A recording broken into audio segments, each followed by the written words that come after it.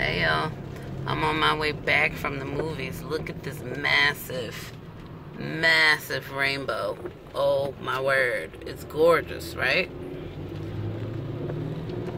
It's been raining crazy today. It is massive. I've never seen a rainbow so glorious, okay?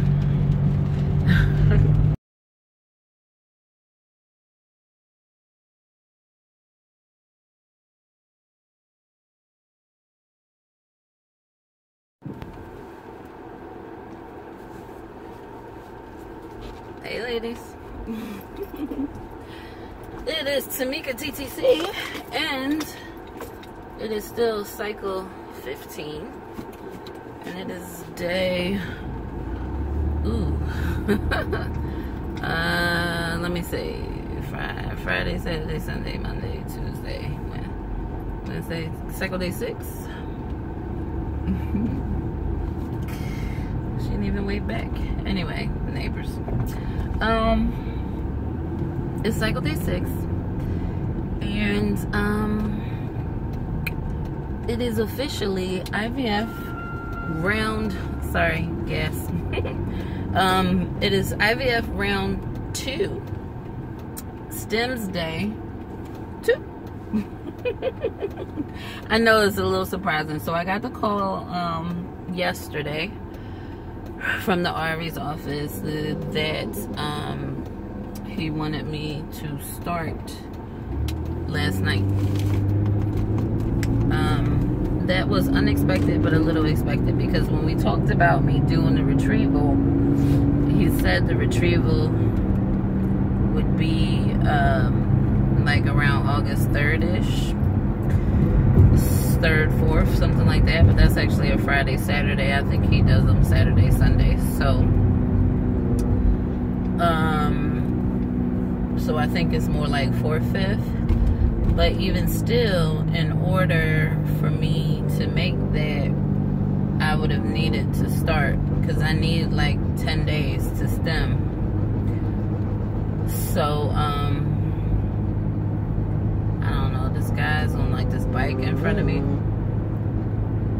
and he looks very impatient, which is dangerous. At least he's wearing a helmet. But anyway, yeah, so I got the call yesterday. They wanted me to start stemming last night. Okay, fine. In addition to stemming last night, my cat had an emergency around like between 4:30 and 6 o'clock yesterday. So by the time I decided to take her to an emergency veterinarian, it was about 6:30. And oh my gosh, I'm getting all this dirt bike's exhaust in my car right now. Ugh.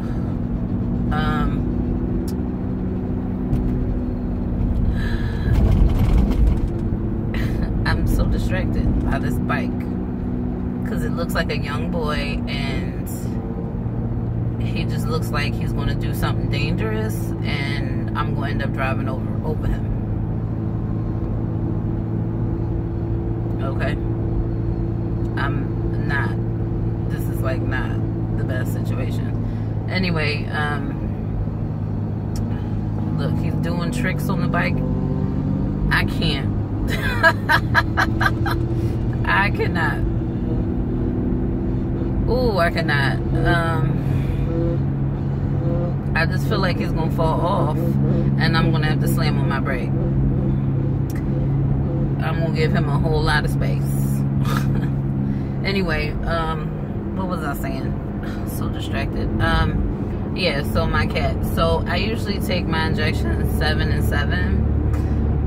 So I had to take my injection a little early last night. I popped it open, took it at 6:40, and then was out the door to the vet. So what happened with my cat, she's diabetic, and the night before last, she got into a magic eraser, like a Mr. Clean magic eraser, and usually she finds like sponges or paper and she just rips it up. But I think, you know, cats have these little hooks on their tongue, so I think in the process of her ripping up the sponge, you know, a piece of the sponge or a couple pieces of the sponge may have gotten hooked on her tongue and she was forced to swallow it. So I didn't realize she had swallowed any of it because there were so many pieces still on the floor, and I had used it, so some of it, you know, was kind of disintegrated as well. So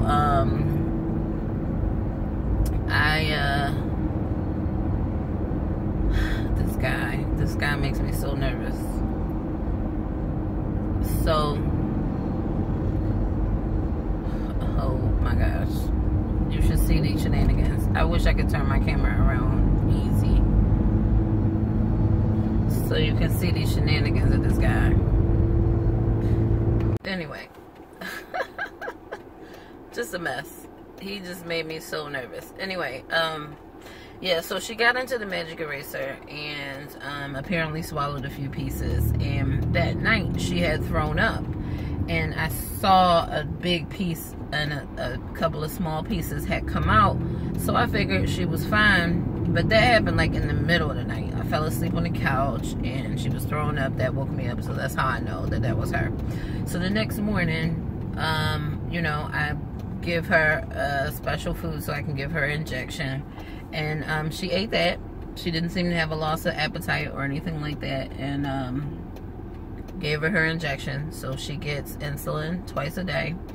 So I gave her insulin and she seemed to be okay all day. I mean, I don't really watch and monitor because I got 3 cats and they graze, you know, as far as the food is concerned. And I felt like she kept going back there, maybe eating a little bit. I don't know, maybe she didn't yesterday. I don't know. So towards the afternoon, like around 4:30, I saw her coming out of the kitchen, or she was laying in the foyer, and I went to pet her, and she was like real skittish, and then she jumped up on the steps to go upstairs, and then she was like looking real skittish as if she was in trouble. And I'm just like, okay. I just gave her space because sometimes she's like not a friendly cat, so I gave her a little bit of space. Then went about my business, and about an hour later I saw her sniffing around, and like as if she was looking for something. So I'm watching her. She's sort of walking around in circles in areas that she usually doesn't go to, sniffing as if she's looking for something. So I'm like watching her, like, what is she looking for? What is she smelling? Is she smelling something like from one of the stray cats outside? I really don't know. So I'm watching her. Eventually she comes out of like the back room, because that's where it all started, and at my back room she comes back into the living room, and then she kind of like gets behind the TV stand, and she kind of gets stuck behind the TV stand, like wrapped up in the cords. And it's just like, okay. And I'm trying to like get her out from the cords, and she's like growling. She's not fighting me, but she's like growling, and I'm like, well, you gotta come out of here. And I'm like trying to move the cords to get her out, and it's almost like she can't see. So she's like caught up in this area that she's just trying to like use her nose to kind of see where she's going. And I'm just like, what in the world is going on? And then she comes out of there, and then she's kind of just like just tracing, like she never settles down and sits.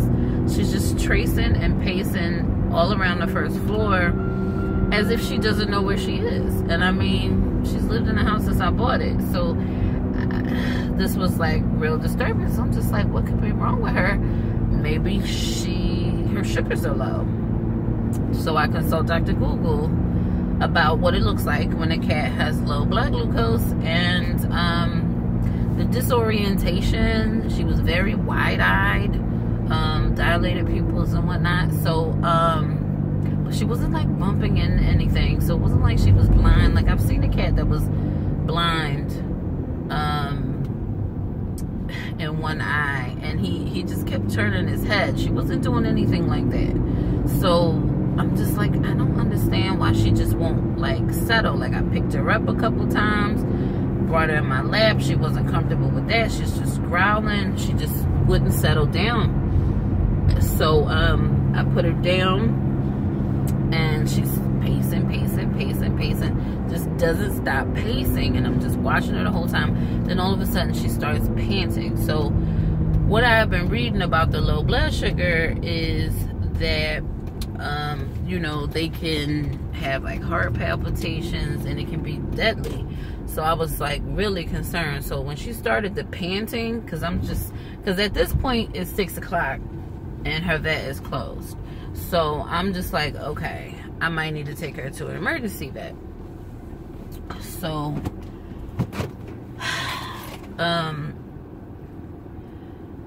I start looking around for an emergency vet, and you know, there's some in the neighborhood. I've never been to any of them. So there were also some vets that were open until 7. So I did try calling her vet, and nobody answered, just in case, you know, they offer like an emergency number. They didn't. So I just, you know, I called one vet. They were only open till 7 at this time. It was like 6:40, and you know, I'm like trying to calm her down. I'm holding her. She's still panting, you know, and you know, I'm trying to explain everything that put me on hold. And by the time, at the end of it, the vet was like, we're going to close in 20 minutes. You're probably going to need an overnight stay. So we're just going to have to refer you to the 24-hour like hospital anyway, which is right across from us. So you might as well just call them. Okay, fine. So I called them. They said, well, come on in, see you when you get here. This is that and the other. So took her in. Didn't really like that experience. I mean, I saw them in my search as well because they were so close to this one, but they didn't have the best reviews on Google, which is why I didn't call them first. And I, you know, in my opinion, I didn't really like them because, you know, my cat, she's a little feral, and she's not the friendliest to strangers. And at her regular vet, she has to get blood drawn, and she's trouble. You know, she scratches, she fights, and all of that. And so in order to get the blood drawn, I have to hold her head, like grab her scruff, that's the skin behind the back of her neck, and hold her down, and then they, you know, pull her leg, and they manage to get the blood from her. This place wanted to do like the vet was like, oh, well, you know, we should probably do blood work, but I mean, you know, you said she's hard to work with, so we would have to sedate her. And I'm just like, well, you don't have to sedate her. If you want to get the blood, you know, I can hold her. This is what we do with her regular vet. And she's like, oh, okay, all right. And then she sends the veterinary assistant in, and all of a sudden it's against policy for me to be involved with any of the process whatsoever. Not to mention this blood work cost $400. It was $99 just to be seen. And then after I pay for that, they come back in, oh, well, we can't get her out of the carrier. She won't let us touch her. Well, I already told you that. So I've been sitting here for 20 minutes while y'all try to figure it out when I already told you how she was going to be. And then they come back like, oh, well, we'll need to sedate her. And I'm like, we're going to be here all night. If you sedate her at the end, you know, my vet had to gas her eventually when she was going to get surgery. So they were like, oh, no, that's what we're going to do. It's only $78. It's only $78. You just got $500 from me. What do you mean it's only $78? It's $78 that I shouldn't have to pay. One, I don't want my cat to be sedated because she doesn't need to be. And two, why am I paying $78 when I can just hold her and you can get what you need? But all of a sudden you don't have a policy on aggressive breeds, but you're an emergency veterinarian? Like, you don't treat like pit bulls or other, you know, feral cats or people who bring in stray animals or whatever. You don't treat them? Like, that don't make no sense to me. When a regular vet has experience with feral cats, but all of a sudden y'all don't have experience with a feral cat? No, I think y'all just want my money, and it really pissed me off. I think the second time, like when she came to get the $78, I practically threw my credit card at her. Just to keep from like cussing her out. But I just had to remember that it was about getting my cat together. So it's not like I didn't have the money. It's just I don't see why I have to pay it, and I don't want my cat to be sedated. She's not a young cat. She's 11 and a half years old, and sedate her even with gas, she may not wake up from that. You know, you haven't done any blood work on her. You don't know what the condition of her organs or her system is. Sedating her may be dangerous. So, anyway, they sedated her. They got the blood work. Her glucose was low. Basically, I paid $580 and some change to find out what I already knew, was that her glucose was low. Then they tell me they can't even do anything about her glucose. She just has to go home and eat. She's mildly dehydrated, but you can give her some canned food and that'll help with that. Basically, y'all can't do nothing. I just paid you $600 and y'all can't do a damn thing for my cat. Nothing but send us home. Oh, well, for the dehydration, you know, we can do like a sub-Q drip where basically they like drip water under her skin and her body will eventually absorb it to combat the dehydration.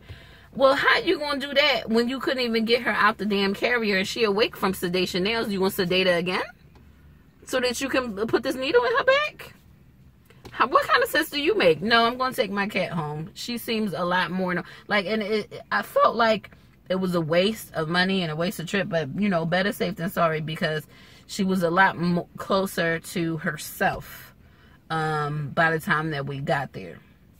So I think she just had an episode, and that's what the vet said. She probably just had an episode where her, like, glucose tanked because she threw up a second time later in the afternoon, and she probably didn't eat anymore all day, and she had the insulin in her system, and I think it's long acting because it's regular insulin, so it's long acting, and it probably just tanked her glucose, and she just got completely disoriented because the cat's body needs glucose, but the brain, they'll get hungry and they'll eat, and that's good for their body, but their brain won't catch the glucose from there. It takes it from the blood, so they get all discombobulated in the head.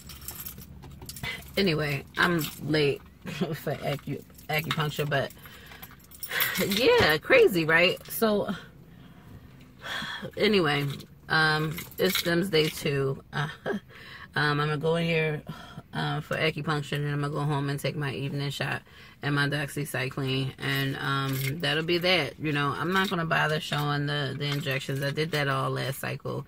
This is not gonna be anything different. I'll keep y'all posted on like my meds. So as of right now, it's the same protocol as before. I'm on 150 IUs of Gonal F in the morning and at night. I had my first follicle scan on Saturday, which would be Stims Day, since this is 2, Thursday, Friday, Saturday. That'll be Stims Day 5. So I had my first follicle scan. Then, of course, they'll take my blood, get my estrogen, and then I'll keep you posted with my numbers. But this cycle, I think I'm just going to focus on exercise and diet. And I'm not sure what I'll do video-wise. You know, checking in almost every day. The last cycle was killing me. So I don't know that I'll do that, but I have been on the treadmill every single day since Wednesday. I've been completely keto with the exception of drinking coconut water, because this time I'm trying to stay as hydrated as I possibly can, and coconut water is a really good way for me to do that. Unfortunately, it has carbohydrates in it, which just doesn't mesh so well with keto. I'm trying to talk real fast because I gotta go in here, but yeah, that's all that's going on right now. I will keep you posted as things progress or if things change, but so far I'm just on the 150 IUs in the morning and at night until my first follicle scan, and then we'll see where my meds go from there. But my meds came in yesterday, and I had leftover Gonal F, so that was simple. But I think he wanted me to have the doxycycline once I started the injection, so I just started last night. I took the doxycycline last night, and I take that in the morning and night as well. So there we go. All right, ladies, I'm sorry this is like really rushed, but I'm like really late now. I've been sitting here too long outside of acupuncture. But sticky baby, that's to all those TTC. Bye.